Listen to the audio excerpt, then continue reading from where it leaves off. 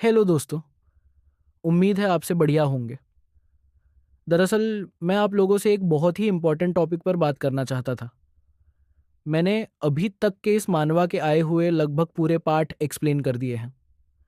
Part 23 जो कि आज मैं एक्सप्लेन कर रहा हूँ, इसके बाद और नए चैप्टर आने में 1-2 दिन का समय लग सकता है। इसलिए मैं इस समय में 1-2 और नई बेहतरीन मानवा सीरीज शुरू करने वाला हूँ, ताकि मैं कंटिन्यू अपडेट करना जारी रख सकूँ। उम्मीद है आप लोगों को चैनल पर आने वाली बाकी दूसरी एक्सप्लेनेशन भी अच्छी लगेगी। तो प्लीज़ सपोर्ट कीजिएगा ताकि मैं बाकी मानवा एक्सप्लेन भी कंप्लीट कर सकूं। चलिए अब बिना किसी देरी के शुरू करते हैं। सेक्रेटरी मुस्कुराने लगा, फिर उस लेडी से बोला कि वो भी कॉन्ट्रैक्ट की कुछ टर्म्स में बदलाव करना चाहता है। लेकिन दूसरी तरफ किम और रयाक की मॉम दोनों ही नर्वस थी, सोच रही थी कि आखिर ये क्या होने वाला है।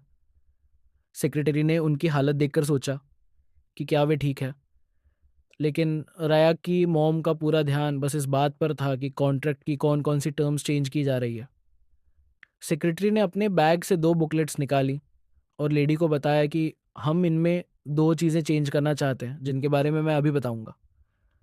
लेकिन उसके कुछ कहने से पहले ही रैक ने झट से दोनों बुकलेट्स पकड़ ली और बड़े ध्यान से पढ़ने लगा। ये देखकर उसकी मॉम और मैनेजर दोनों ही सरप्राइज थे कि ये बच्चा आखिर कर क्या रहा है। दूसरी ओर रैक हर डिटेल को बड़े ध्यान से पढ़ रहा था। सेक्रेटरी खुद को कूल और नॉर्मल दिखाने की कोशिश कर रहा था। उसने काल्मली उन पेपर्स को वापस लेने की कोशिश की और बोला, ये डॉक्यूमेंट सिर्फ एडल्ट्स के देखने लायक है। लेकिन तभी रैक ने अचानक स्टॉक्स और अपार्टमेंट कॉम्प्लेक्स का जिक्र कर दिया। उसे समझ नहीं आ रहा था कि इस कॉन्ट्रैक्ट में इन चीज़ों का जिक्र क्यों किया गया है, तो उसने सीधे सेक्रेटरी से सवाल कर दिया। सेक्रेटरी ये सुनकर शॉक हो गया। रैक को तुरंत एहसास हुआ कि शायद उसने कुछ ऐसा बोल दिया जिससे उसकी असली पहचान खुल सकती है। इसलिए उसने तुरंत मासूम बच्चे की तरह बिहेव करते हुए और क्यूरियोसिटी दिखानी शुरू कर दी। उसने सेक्रेटरी से पूछा, आखिर ये प्रोजेक्ट क्या है? जब रैक ने सेक्रेटरी की तरफ देखा तो उसे साफ समझ आ गया कि वो आदमी नर्वस हो चुका था। रैक को रियलाइज हुआ कि इस उम्र में खुद को इतना इनोसेंट दिखाना थोड़ा क्रिंज है, लेकिन उसे अपने पास्ट फादर की स्कीम का सच निकालना था और इसके लिए ये सब करना ज़रूरी था। फिर अचानक रैक ने मासूम बच्चे जैसी बेबी आईज बना ली और अंदर से ऐसा फील होने लगा जैसे स्टार्स शूट कर रहे हों। वो चाहता था कि सेक्रेटरी उसे जल्दी से जल्दी सब कुछ बता दे, लेकिन तभी उसने नोटिस किया कि रूम में मौजूद लोग कॉन्ट्रैक्ट के बदलाव से शॉक में नहीं थे, बल्कि इस बात से कि रैक इतनी अच्छे से पढ़ कैसे पा रहा था। उसकी मॉम पूरी तरह से हैरान थी और उसने तुरंत उससे पूछ लिया, तुम सच में पढ़ सकते हो? रैक ने हाँ में जवाब दिया। ये सुनकर सेक्रेटरी मुस्कुराने लगा, लेकिन उसकी मॉम बार बार उसे पूछती रही कि तुमने बिना ज्यादा प्रैक्टिस के पढ़ना और लिखना कैसे सीख लिया? तभी उसे याद आया कि ये चेयरमैन सही कह रहा था, ये बच्चा एक जीनियस है और इस पर इन्वेस्ट करना सही रहेगा। सेक्रेटरी ठहाके मारकर हंसने लगा और फिर सब कुछ समझाने के लिए तैयार हो गया। उसने लेडी से कहा, क्योंकि आपने कॉन्ट्रैक्ट डिपॉजिट को 100 करोड़ से घटाकर 50 करोड़ कर दिया है, इसलिए वाइस चेयरमैन आपकी फैमिली को एक टोकन ऑफ अप्रिसिएशन देना चाहते हैं। इसके बाद उसने बताया, उन्होंने रियाक को समझान इलेक्ट्रॉनिक्स के 50 करोड़ के स्टॉक्स देने का फैसला किया है। ये सुनते ही लेडी का चेहरा पूरी तरह सफेद पड़ गया। वो पूरी तरह शॉक में थी, लेकिन सेक्रेटरी ने बोलना जारी रखा, इसके अलावा क्योंकि हमारी कंपनी अभी एक प्रीमियम अपार्टमेंट कॉम्प्लेक्स बना रही है, इसलिए रैक की फैमिली को उसमें एक बड़ा और शानदार फ्लैट भी मिलेगा। ये अगले 2 साल में पूरा हो जाएगा और इसमें 4 लोगों के लिए भरपूर जगह होगी। ये सुनकर रैक खुद शॉक में आ गया। उसे यकीन ही नहीं हो रहा था कि उसका पास्ट फादर कोई ऐसा काम बिना किसी हिडन मोटिव के कर सकता है। लेडी को भी समझ आ गया था कि ये उनके लिए थोड़ा ज़्यादा हो रहा है, लेकिन दूसरी तरफ रियाक ने फौरन पेपर्स टटोलना शुरू कर दिया। हर चीज़ पढ़ने और किसी हिडन क्लॉज को ढूंढने की कोशिश करने लगा और आखिरकार उसे मैंडेटरी एम्प्लॉयमेंट क्लॉज मिल ही गया। इस क्लॉज में साफ लिखा था कि अगर 2 साल की मैंडेटरी सर्विस पूरी नहीं की गई तो पूरे गिफ्टेड स्टॉक्स तुरंत वापस करने होंगे, लेकिन स्टॉक्स वापस करने पर जो टैक्सेस लगेंगे वो रेसिपिएंट को खुद भरने होंगे। अब जाकर रैक को तसल्ली हुई, क्योंकि वो लूपहोल पकड़ चुका था उसे एकदम रियलाइज हुआ कि ये उसके पुराने ज़माने वाले पास्ट फादर की स्ट्रैटेजी थी। किसी को बड़े रिवॉर्ड्स का लालच देकर अपना बना लेना, फैमिली जैसा एक्ट करना। लेकिन अगर कॉन्ट्रैक्ट टूटे या कोई मुसीबत आए तो फ़ायदा सिर्फ वाइस चेयरमैन को होगा। वो सिर्फ तब इनाम देता था जब उसे ठीक लगता था। और चूंकि रयाक अभी ऑफिशियली एक छोटा बच्चा था, वाइस चेयरमैन उसे भी इसी स्ट्रैटेजी से अपनी कंपनी से बांधने की कोशिश कर रहा था। लेकिन रयाक सब समझ चुका था। उसे अच्छे से पता था कि ये सब उसी का स्टाइल है। उसने एक हल्की सी मुस्कान दी, फिर जोर से बुकलेट टेबल पर पटकी और सेक्रेटरी से स्टैम्प मांगने लगा। वो तैयार था 2 साल की ये डील करने के लिए। लेकिन ये देखकर उसकी मॉम और भी ज्यादा शॉक हो गई। उसने तुरंत रयाक को रोक दिया और कहा, तुम ये सब अकेले नहीं कर सकते। लेकिन रयाक ने वहीं ड्रामा शुरू कर दिया। चिल्लाने लगा कि वो खुद सब काम करना चाहता है, कॉन्ट्रैक्ट साइन करना चाहता है। लेकिन असल में सिर्फ वही जानता था कि ये स्टॉक्स उसके लिए कितने प्रॉफिटेबल साबित होंगे। आने वाले समय में इनकी वैल्यू स्काई रॉकेट करने वाली थी और जो अपार्टमेंट उन्हें मिल रहा था उसकी कीमत भी बहुत बढ़ने वाली थी। फिर अगर वो बाद में उसे अपार्टमेंट को बेचे तो उनकी फैमिली उससे भी बहुत सारा पैसा कमा सकती थी। मतलब ये कॉन्ट्रैक्ट किसी भी हालत में साइन करना ही था। रैक सबको जोर जोर से चिल्लाकर समझाने लगा कि ये सब उसका होने वाला है। मॉम ने उसे तुरंत डांट दिया, कहा, अच्छे बच्चे की तरह बिहेव करो। लेकिन तभी किम ने मॉम को रोक लिया और कामली सोचने को कहा। इस कॉन्ट्रैक्ट को साइन करना बहुत ज़रूरी है क्योंकि ये रयाक और उसकी फैमिली दोनों के लिए एक बड़ी अपॉर्चुनिटी है। मॉम थोड़ी देर के लिए शांत हो गई और फिर रियलाइज़ किया कि अगर किम ऐसा कह रही है तो ये सच में सही होगा। अब मैनेजर ने सेक्रेटरी से बात करनी शुरू कर दी। इतने अच्छे कॉन्ट्रैक्ट टर्म्स देने के लिए आपका बहुत शुक्रिया। लेकिन तभी किम ने सबके सामने एक बड़ा खुलासा कर दिया। ये कॉन्ट्रैक्ट किसी इंडिविजुअल के लिए नहीं है, बल्कि हम एक कंपनी सेटअप करने वाले हैं और ये पूरा अग्रीमेंट बिजनेस टू बिजनेस होगा। सेक्रेटरी ये सुनकर शॉक में आ गया। उसे समझ नहीं आ रहा था कि आखिर वो लोग कौन सी कंपनी बनाने जा रहे हैं। लेकिन किम भी खुद को विश्वास नहीं दिला पा रही थी कि वो एक ऐसी मैनेजमेंट कंपनी संभालने जा रही थी जो पूरी तरह से सिर्फ हमारे बॉय रैक को मैनेज करने के लिए बनाई गई थी। मतलब वो लोग सिर्फ रैक के लिए एक एक व्यक्ति एजेंसी खोल रहे थे। इसका नाम था SKJ entertainment company. Secretary company का नाम सुनकर और भी ज़्यादा इंप्रेस हो गया। ये तो बिल्कुल परफेक्ट है। अब कॉन्ट्रैक्ट्स को बिना किसी डिले के हैंडल किया जा सकता है। सेक्रेटरी ने सबको बताया कि ये आइडिया बहुत बढ़िया है क्योंकि आगे चलकर और भी कॉन्ट्रैक्ट्स आने वाले हैं। ये सुनकर रयाक एकदम क्यूटली हंस पड़ा। उसके छोटे छोटे टीथ चमक रहे थे।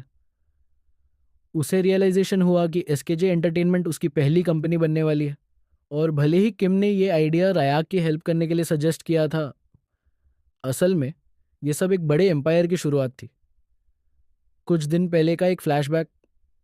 किम सोच रही थी कि उन्हें एक 1 पर्सन एजेंसी बनानी चाहिए या नहीं। रयाक भी शौक था। भले ही वो एक बिजनेस बैकग्राउंड से था, लेकिन उसने कभी इस बारे में नहीं सोचा था। लेकिन अब जब कंपनी एस्टेब्लिश होने वाली थी, रयाक इससे भी बड़ा कुछ प्लान कर रहा था। ये सिर्फ एक छोटी एजेंसी की शुरुआत नहीं थी, बल्कि एक मैसिव ग्लोबल कॉर्पोरेशन बनने की पोटेंशियल रखती थी। वापस प्रेजेंट में सेक्रेटरी खुशी खुशी मैनेजर से बोला, हम एजेंसी के एस्टेब्लिशमेंट में पूरी सपोर्ट देंगे ताकि आपको कोई दिक्कत ना हो। और फाइनली कॉन्वर्सेशन खत्म हो गई। सेक्रेटरी अब एक्साइटेड था कि वो जल्द ही इस छोटे लड़के के साथ काम करने वाला है। और दूसरी तरफ रयाक भी बहुत खुश था। उसने क्यूट सा अपना थंबप्रिंट कॉन्ट्रैक्ट पेपर्स पर लगाया, फिर कॉन्ट्रैक्ट्स को गले लगाकर बोल पड़ा, ये सारा पैसा अब मेरा है।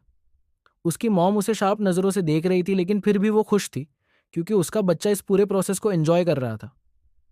किम हमेशा की तरह अपने एम्प्लॉयर से इम्प्रेस्ड थी। अब सीन नाइट टाइम पर शिफ्ट होता है।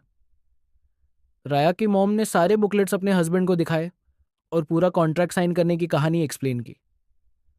दूसरी तरफ रायक अपने डैड की गोद में कंफर्टेबली सो रहा था, पूरी कॉन्वर्सेशन एंजॉय करते हुए।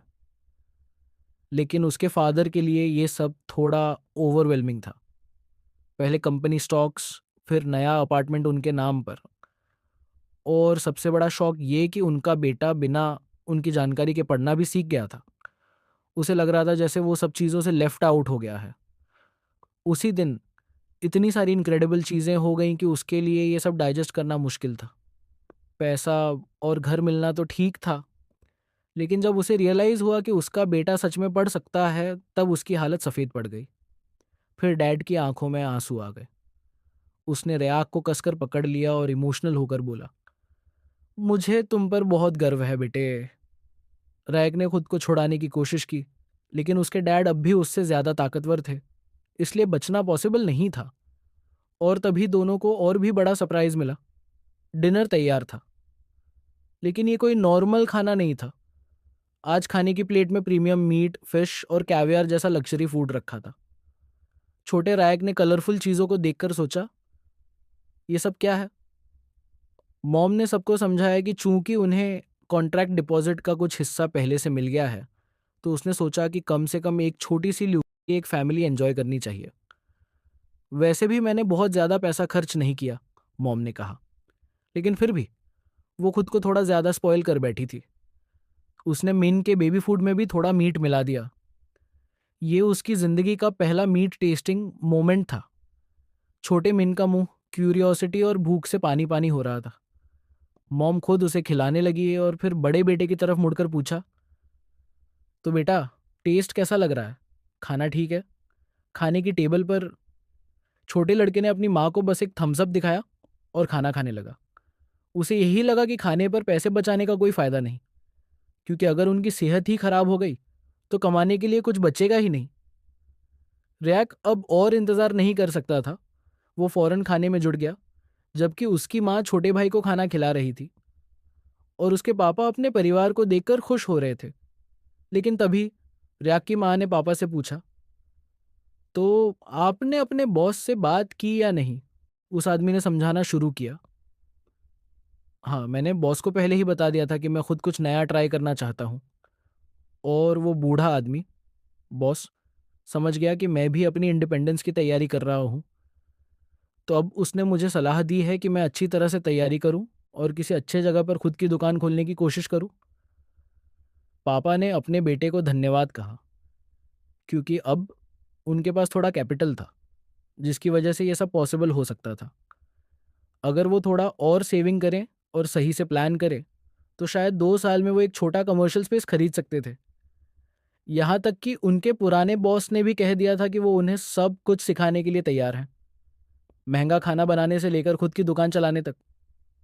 छोटा बच्चा और उसकी माँ जोर जोर से हंसने लगे, जबकि माँ ने अपने हस्बैंड को अप्रिशिएट करते हुए कहा, जो भी हो, तुम्हें ये करना चाहिए। दूसरी तरफ रैक भी अपने पिता को खुश होकर देख रहा था। उस आदमी को अपने बेटे की नज़रों में सच्चा प्यार दिखा और उसने रैक के सिर पर प्यार से हाथ फेरा, फिर दिल से उसे थैंक यू कहा। थैंक्स बेटे, मेरी वजह से ही नहीं, बल्कि अब मैं सच में वो काम कर सकता हूँ जो मैं हमेशा से करना चाहता था। लेकिन रैक खुद ज़रा भी टेंशन में नहीं था। उसने मन ही मन सोचा, पापा जो चाहे वो कर सकते हैं, लेकिन 2 साल में मैं इतना पैसा कमाने वाला हूँ कि मैं 10 से ज़्यादा कमर्शियल बिल्डिंग्स खरीद लूँगा।